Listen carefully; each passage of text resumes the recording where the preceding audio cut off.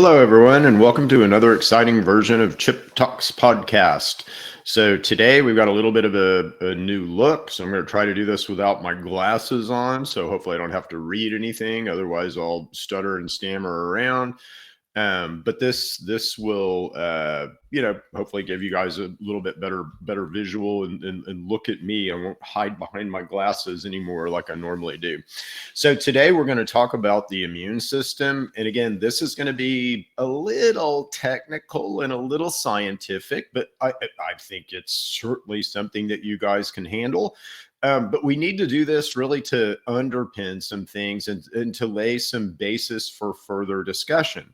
Because again, if you don't understand your immune system and how your immune system works, well, it's kind of doesn't really matter how much I talk to you about pathogens and things that might invade you and ways that you can enhance your immune system if we don't understand how the immune system works. So we got to kind of understand it at a basic level. But arguably, again, probably the most important thing that this physical form does every day is produce energy, right? So we have to produce energy to be alive. I have to have enough energy to be able to open my mouth and blah, blah, and think about what I'm trying to say and basically present things to you guys. So we need energy, right? So energy is kind of the number one thing that our body tries to produce. And it produces energy from dietary fats. All right. So dietary fats, well, and glucose, but you're really designed to run on dietary fats. And of those, omega-3 and omega-6 fats are the most important because they're essential. Our bodies don't make them, and you have to supplement. So those are things we have to put in our mouth every day in balance. We'll talk a lot more about omega-3, omega-6s in almost every podcast because they're that important to how we work. And we'll talk a little bit more about them today as we get into the gut biome and kind of how that works with your immune system and how you can configure things, because we're all configuring ourselves right now by our diet, and we're all doing it completely wrong and in literally the worst possible way that we can. Why? Well, we've all been left naked and afraid, haven't we? I get an owner's manual for my lawnmower. I never got one for me. And it's pretty important that I have one for me, right? So everything that, and Cindy and I did an owner's manual for humans that you can go download on the TrueMedics website. So if you just go to www.truemedics.com, you can download our operations manual for humans that we did. And it'll go into not as much detail as we're going to go into today, but it'll go into a lot of these principles that we like to talk about. But let's say the number one purpose of, the function of your body is to produce energy. Okay. Well, the number two purpose of your body is to defend your body. All right. So a big part of the energy that we produce every day goes to defending ourselves. Right. And it's arguably certainly the top three things that we do inside of our body. And this goes all the way down to the cellular level. So every cell has to have a strategy and a way to defend itself, all the way up to, let's say organs and systems have to have ways to defend themselves. So let's talk a little bit about this, and we'll just logically break this down. So hopefully this won't be too glaze-your-eyes scientific, and hopefully I'll make it a little entertaining. So I'll kind of keep you guys with me, maybe keep you plugged into what we're talking about. But here's the thing, and if you really think about it, your body has to understand really three different types of cells. Okay. And this all goes back to the cellular level. And, again, if I can understand three different types of, let's say, cell or cellular type things, then I can have an immune system. But it all goes back really to understanding these three things. So in my immune system, I have to figure out, is something me? Are those things that I'm looking at and maybe concerned with, are they things that I made? So are they cells that have a little chip name tag on them? And it turns out that every cell that you make or I make, boop, you put a little name tag on. It's a surface protein called CD55. So does it have a name tag? And if it has a name tag, that's me. And I'm going to leave that guy alone unless there's some other extenuating circumstances. Second thing is it a nutrient? Okay. And we'll talk a lot about that here in a second, but we have to identify things that are nutrients. I mean, they're not us, but they might be safe and okay for us to shuttle around to cells and to feed cells with, right? So is it a nutrient? And then the last thing that we have to identify, and we really just sort of identify the other two, and everything else falls into this, death by bodonga category, but we have to identify pathogens, things that aren't us. And things that aren't us might be bacteria, they might be fungus, they might be viruses, or they might be parasites. And those are how all of those guys are classified as pathogens. So when I say pathogens, I mean something that's alive that isn't you, that is invading you. All right. And that's, our immune system is designed to identify those things and attack those things. Okay. So let's talk a little bit more about how this works. Well, in the blood system, again, we shouldn't really have things in the blood system that aren't nutrients or us, right? So we got a lot of blood molecules pumping around, red blood cells, white blood cells, all kinds of leukocytes and, things that come from, let's say, our lymphatic system and things that come from our blood system are all traveling around in our blood all the time. And we have to understand those are me. I don't need to attack those again. And we'll talk about extreme circumstances in a second, but we have to understand those are me. I need to leave those alone. And so as long as those guys have little CD55, or there's a few other ways to identify, but little CD55 name tags, that those guys are you, those cells are you in your blood. But what else can get in the blood? Well, we need to move nutrients around in the blood. So we absolutely have to nutrient cells. And so we have to move around, let's say, things that aren't us in, our blood system. So again, and especially in our gut system, not so much in our blood system. We'll talk about that in a second, but more in our gut system. So we have to understand in our gut, hey, this stuff is nutrients. And we need to be able to break it down. We need to not have an inflammatory reaction against it. We need to not get bloated. We need to not have gas. We need to, not have all those things happen so we can begin to digest the food. But we need to identify that this stuff is okay, that we just put inside of ourselves. This stuff is okay.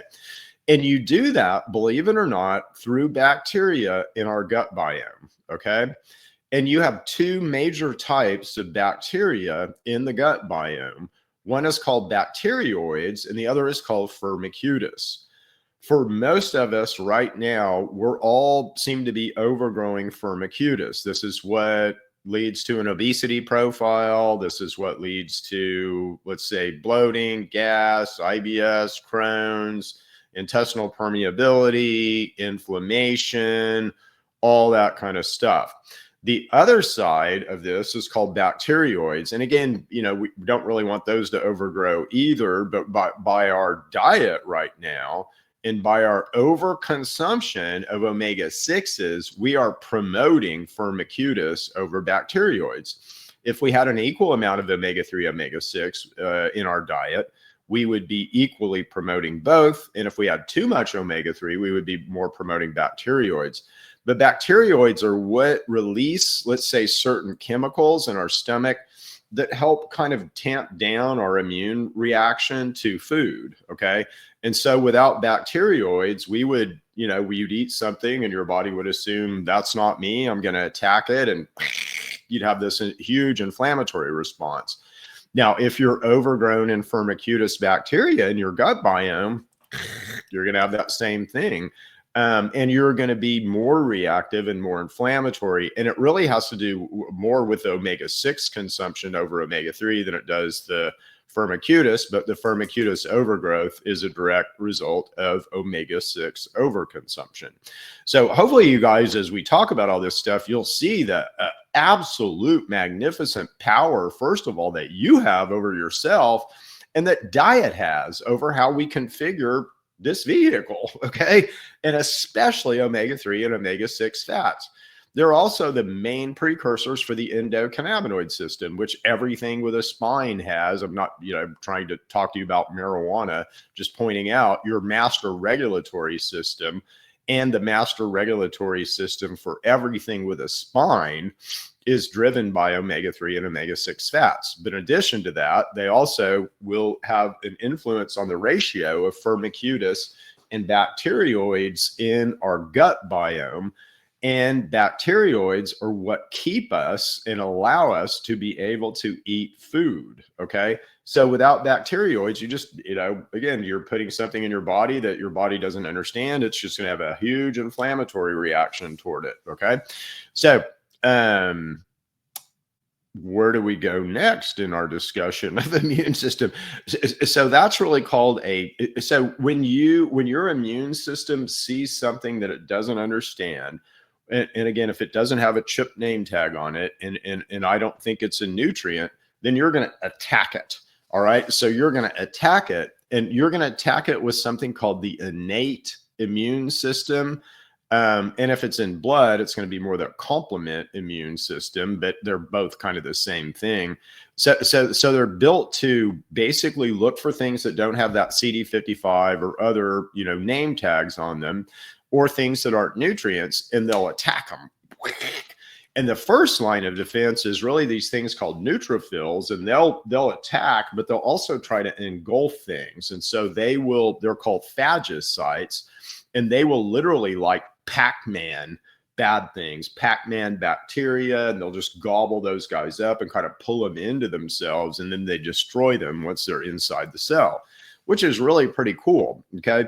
So when you have a bacterial infection, when you have let's say a first line infection, or you're invaded by a pathogen that you've never seen before, the first time with a virus, you'll always activate the innate immune system. And again, the innate immune system is composed of, and I won't go into the different kinds of cells. It glazes my eyes even now, so I won't bore you with all that. But let's just say there's certain types of immune cells that are associated with an innate immune response. So if you're looking at a blood test, neutrophils are associated with an innate immune response. So if your neutrophils are high, that means that you're infected with something that your body's actively trying to get rid of right now. Okay. So the second line of defense really is more of an antibody defense. And so if your body, and this is called a type 2 or adaptive immune response. So the first thing that we try to do is kill it, kill it, kill it, kill it, kill it. If we can't kill it, and if it persists, we remember it. So we have cells that will remember that thing and remember and we've got ways to identify the patterns associated with these molecules. And so you'll actually remember the pattern associated with that molecule. And the next time you see it, you're going to build antibodies that help basically defend you against it. And it's really cool how antibodies work. So antibodies will build on immune cells. So they build like antennas and houses and all these structures on top of immune cells that help immune cells really fight very specific types of pathogens. Okay. And so you have a very, let's say, basic, let's just sort of the infantry, let's say, is your innate immune system. So they can shoot a lot of guns and they can fire a lot of bullets, but they don't really remember stuff, and they're not very advanced in their warfare techniques. So it's all about shoot and kill with innate immune. With adaptive immune, it's more really about understand that thing. Have I seen it before? And let's build the right antibodies that I need to kill it. So an adaptive immune response is way, way, way more sophisticated. Okay. So, and again, this all matters. It matters because of how you differentiate all these stem cells in your immune system. And it matters how you're trying to attack and defend your body.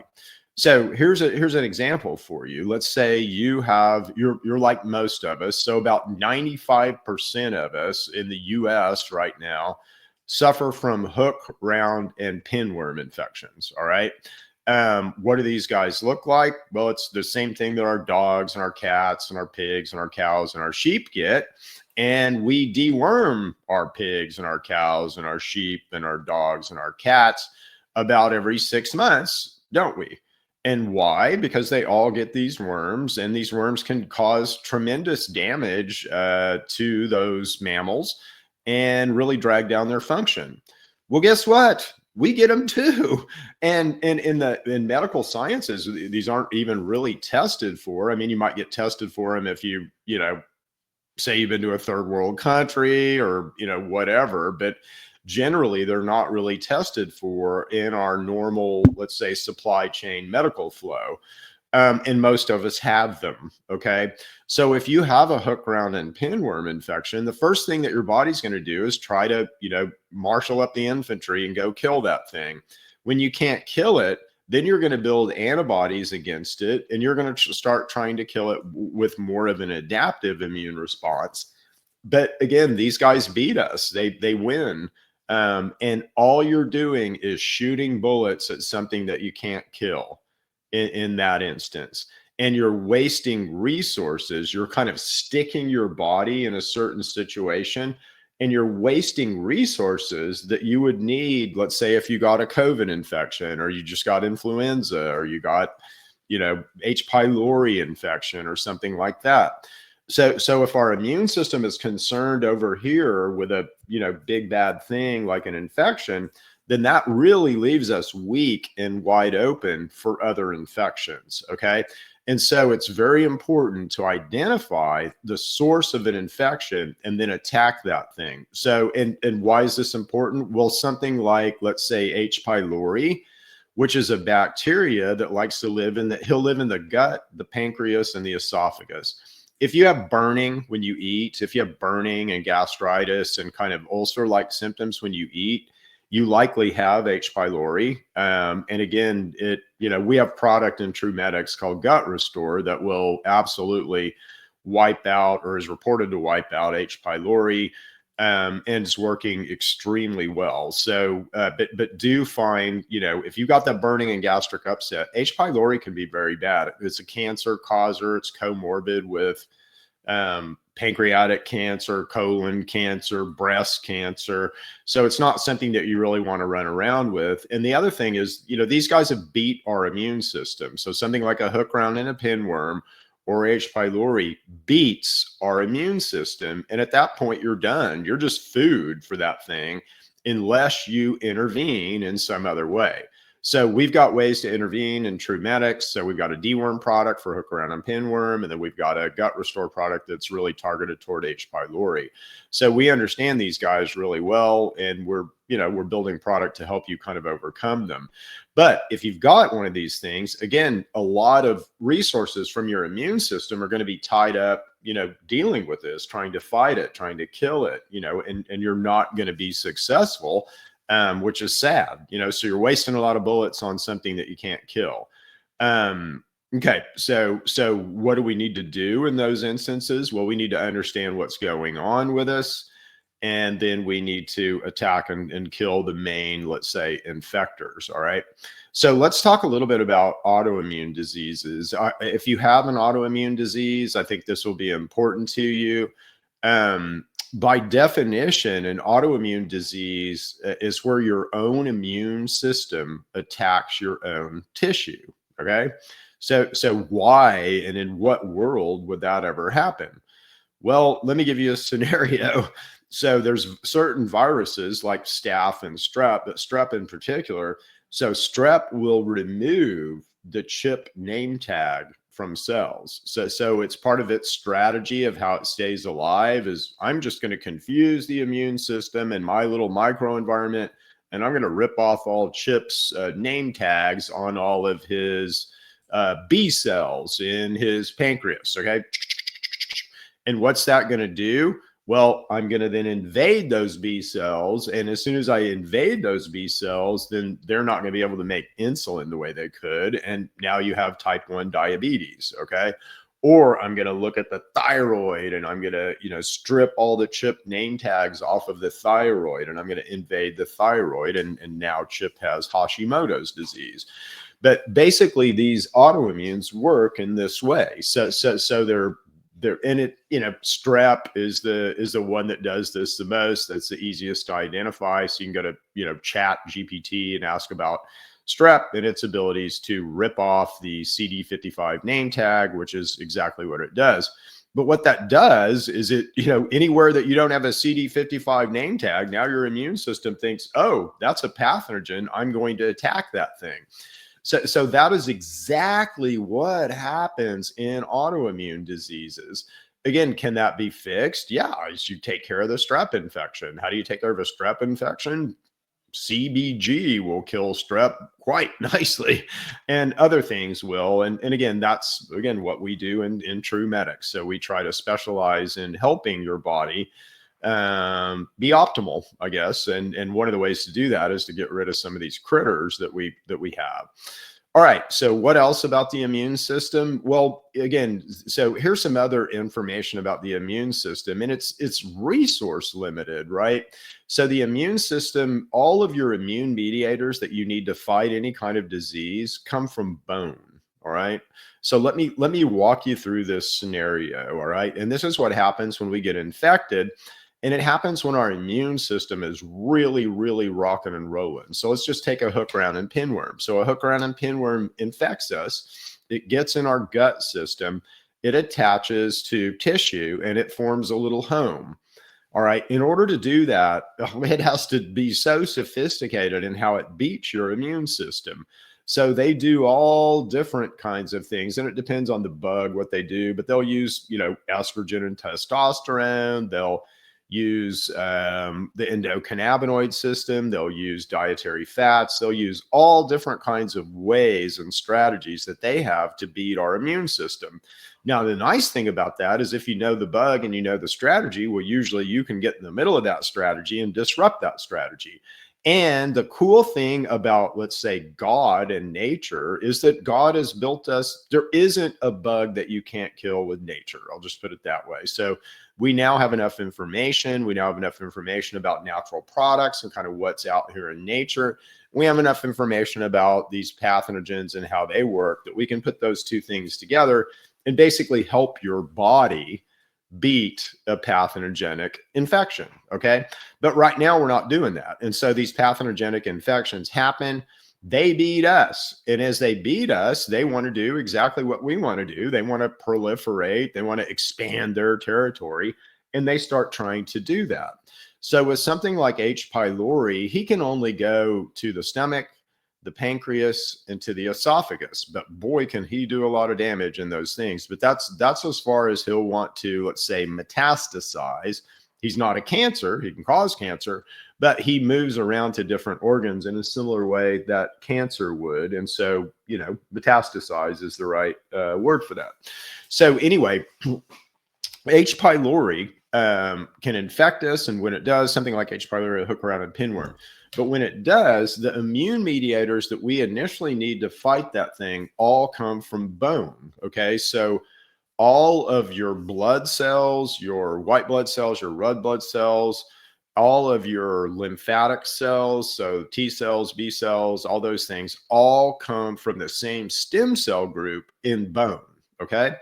And so you've got let's say a rate of recovery, in that bone system where, you're constantly making stem cells and let's say recovering stem cells you're using. But once you get chronically infected, that balance goes way out of whack. And now you're pulling more stem cells than you can make. Okay. What does that do? That creates osteoporosis. So if you have or have been told that you have osteoporosis, that there's other reasons why you could have osteoporosis, but that, let's say the majority of reasons points to some kind of whopping infection. All right. So you have something that's got you hooked and your immune system is super concerned about it, and you can't make enough stem cells to keep up with that event. Okay. So that's kind of the first thing that happens.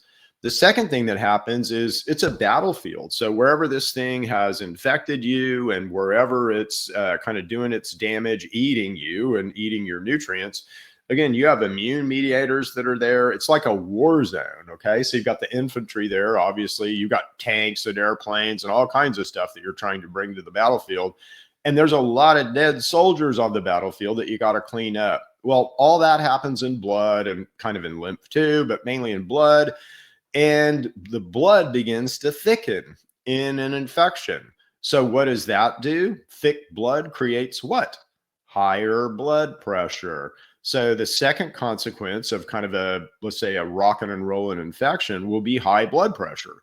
So God just doesn't decide one day, hey, I think I'm going to make your blood pressure higher. It doesn't work that way. It takes a reason. And so what I'm telling you is infection is the reason for most high blood pressure. Okay. Now, all of that blood has to be filtered somewhere, and the kidneys are the guys that I have to do it. I have to filter the blood. It's so gooey and dead soldiers and battlefield and all kinds of stuff. I've got to do it. And the kidneys get tired. When the kidneys start getting tired, now you've got type 2 diabetes markers. You've got kidney infections. You've got kidney stones and things like that begin to happen. The next thing that happens is, again, it's easy to pump water through a tube. It's a lot harder to pump syrup through a tube. And that's exactly what begins to happen to your blood. Blood pressure goes up. And again, what happens to your heart? He begins to get tired now. He's having to do a lot more work than he had to do when you were not infected. So you begin to see how in the liver, gets involved, other things, cholesterol system get involved. If you're infected with something, your LDL cholesterol is just by absolute definition going to be higher than it normally is. Okay. Why? Because you're using cholesterol to repair the damage from the infection. And if you're infected, you've got damage and you're going to be whistling for a lot of cholesterol. You're going to be calling up for a lot of cholesterol all the time. So your LDL cholesterol will be higher than it normally is, not because God gave you a cholesterol problem and not because you're somehow failing. It's just because you're infected. And guess what happens when you get rid of the infection? All of these things return to normal. Okay. So you get rid of the infection. Well, now you don't have the stress on the basically stem cell system that begins to right itself. You don't have so much junk in your blood. Your blood begins to thin. Your kidneys become less stressed. Your heart becomes less stressed. So, that's what happens in infection. And that's why that's so important to understand, let's say, these pathogens, how they are infecting us right now, what it does to our immune system and the resource strain it puts on our immune system, and how that affects other things. So in my world, again, you might die because your heart stopped, but that isn't what caused the overall situation, right? God just didn't say one day, Chip, your heart will stop now. Bye. It takes something for that to happen. And it usually takes something that's a very long time creating, like an infection. And again, heart gets tired of having to pump all this thick blood, and it just finally kind of gives up. It gets scarred, it gets inflamed, it gets tired, right? So you just don't one day die of a heart attack. There's a whole series of consequences that leads up to that heart failure. Same with kidney failure. Again, you just don't die if God just doesn't say one day, Chip, I think we'll shut down your kidneys. It doesn't work that way. It takes a whole series of actions and consequences for that organ to fail. And again, these are measurable things, and we're kind of measuring them right now. Let's say in medical science, we will a lot more. We will be a lot more. Again, this information needs to, no doctor really gets taught this information. I mean, they do, but it's in a, oh, well, you're going to take immunology, immunology 101, and we're going to cram, all of this very complicated information into a 3-hour course, ready, go. And, most end up just memorizing things that they forget later, right? So very important concepts, though, that we all need to, all of us need to understand our immune system, and need to understand our immune system at almost a, master's or PhD level right now, because we're naked and afraid. There's no one helping you defend yourself. People like me are, and a lot of natural products, let's say, provider, a lot of people that are outside the mainstream of the medical and pharmaceutical system are really the people mainly that are trying to help you and teach you about these principles. Hopefully, and why is that? This isn't a knock against doctors or let's say PhDs and researchers. They just never were taught this. They were taught let's say a different system. They were taught a little bitty box. And the box that we're talking about now is a way bigger box, right? And so we just need to educate those doctors and smart guys and researchers and PhDs on the bigger box. And once we do, oh my gosh, med beds to me are right around the corner. Why? Because all this information is available right now to build a med bed. Certainly to build the evaluation side, maybe the treatment side still needs some work. But let's say the scientific work has been done to do all of that now. Somebody just needs to go start the effort, do the research, and learn the nuances, right? And that'll start pretty soon. There's probably people working on that right now. I'd love to be working on that. If anybody wants to start a little project, that would be fun. And I know right where to go. Anyway, but that's really all for the immune system. I wanted to lay the groundwork for really an innate immune response, which is kind of the infantry, versus an adaptive immune response, which is more of a sophisticated response. I've seen this thing before. I know how to kill it. So I'm going to build all these stuff on immune cells and sit about it, right? And those are the most important concepts. And then to back up into the gut biome, how the gut biome influences our immunity, and how our diet influences immunity. So we'll always drill this back to diet, gut biome, endocannabinoid system. Why? Because you can control those things. Those are within your control. You have stuff within a mile radius right now of you that can impact all of those systems in a very positive and favorable way. We just have to be re-educated about them. So that's what we'll continue to do here on Chip Talks Podcast. If you need the operations manual for humans, go to TrueMedX, TRUEMEDX.com, and download it. It's free. You're going to have to give your email address. We'll probably, bug you with a newsletter or some other useful information down the road. But the book is free, so download the book. If you're having if you're having burning and that type of stuff when you eat, that's most likely H. pylori. Again, go get tested if you want, but download chat, start asking chat about H. pylori, and you'll quickly understand that is a very severe thing. And we have product called Gut Restore and TrueMedX, which will help you with that. If you think you might have a hook around a pinworm infection, like we talked about today, again, what would evidence that? Not necessarily the burning when you eat, but a lot of bloating, a lot of gas, a lot of, let's say, constipation, things like that. Again, our deworm products work very good there. All right, we'll leave it there for today. We'll see you guys back next week for another exciting version of Chip Talks Health. We'll see you then.